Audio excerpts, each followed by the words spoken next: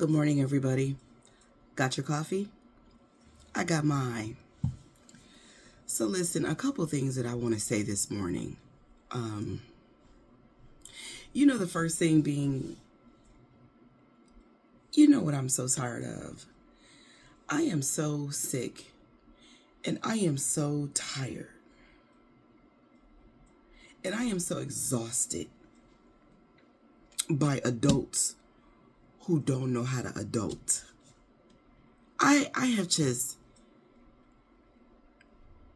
the way I have had it up to here with dysfunctional adult people, I swear, man, this is why it's so important to, when you meet people who stand on business, they stand behind what they say, they do what they say they're going to do, they don't lie, they don't cheat, they don't steal, they treat others well, they are helpful, generous.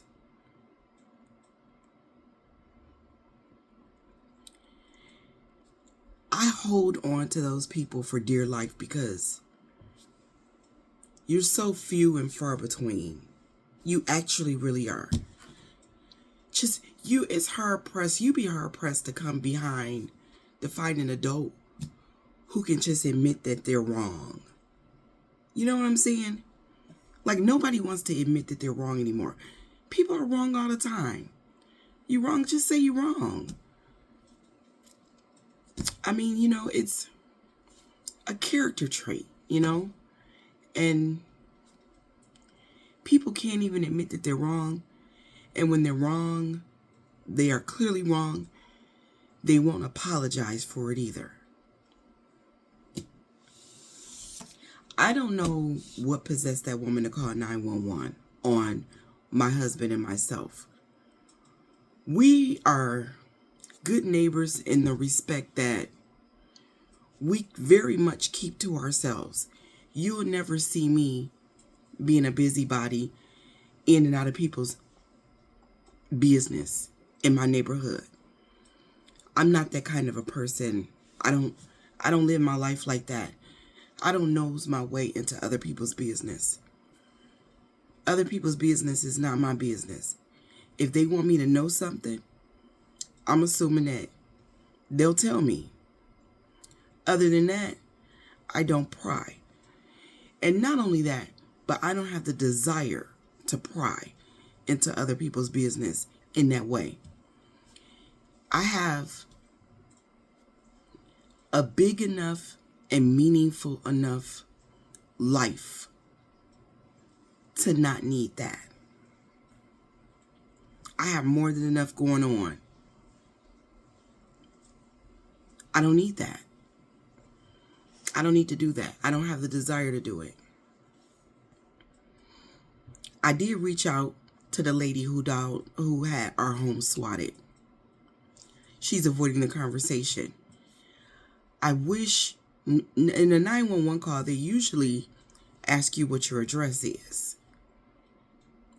They didn't ask her because had they asked her, I'd have pulled up and had the conversation with her face to face.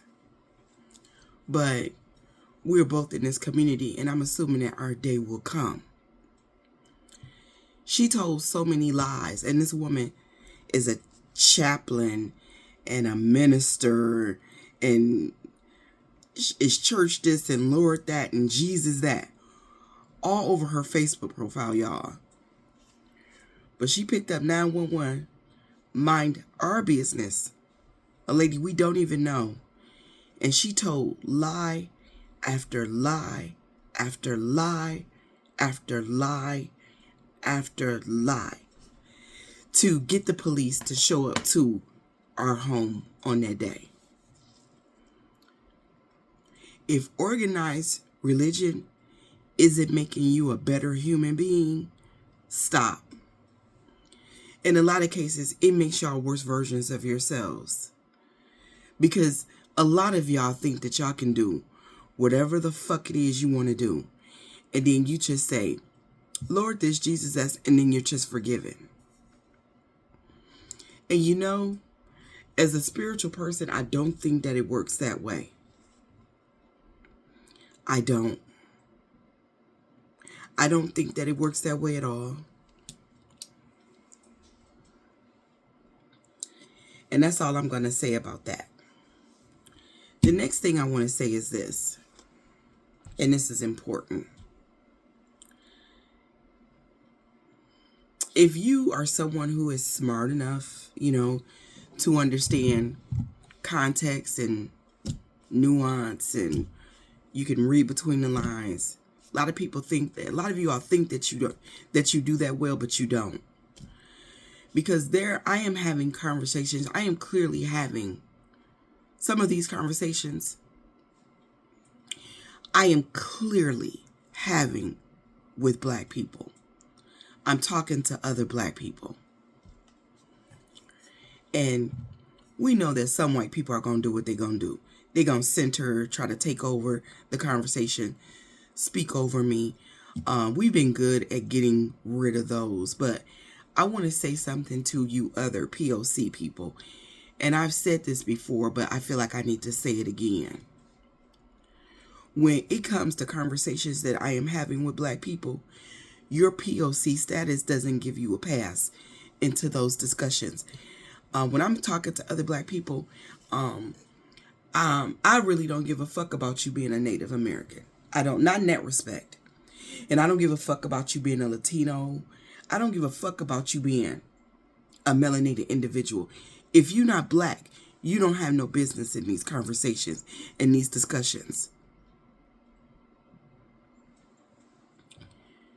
Clearly, it's not all other people of color, but there's more than you all than not.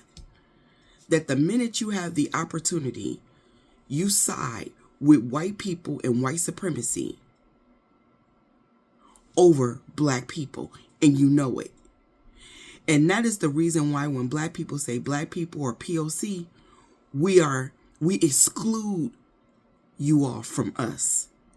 We say Black people and other people of color. I know that's how I say it. And then there are other Black people that say BIPOC.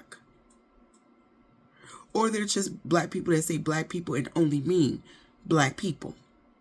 But that is the reason why we separate from you all. Because more than enough of us are conscious enough to understand that you all betray us too. And that is our way of acknowledging that. And because you all are, in a lot of ways, just as problematic as some white people are, we ain't fam. And this ain't the club. We're not fam. Not in that respect. And I do mean as a collective. And that is why you are not welcome to be in these conversations that I have with Black people. When I am addressing Black people, I mean Black people. If you don't check Black on the box, I'm not talking to you, and you need to stay out of these discussions. Respectfully, stay the fuck out of my discussions with Black people, or leave or get put out. One or the other. Don't disrespect my community by engaging in conversations that you don't have no business engaging in. You got to hold people onto yourself. Go talk to them. And go talk to them about their anti-Blackness towards my community. I don't know why y'all always over here. Y'all have a good day. If you like to support the platform, I'll leave my Cash App and Venmo down in the comments. I got to go set up the pantry. Have a good one.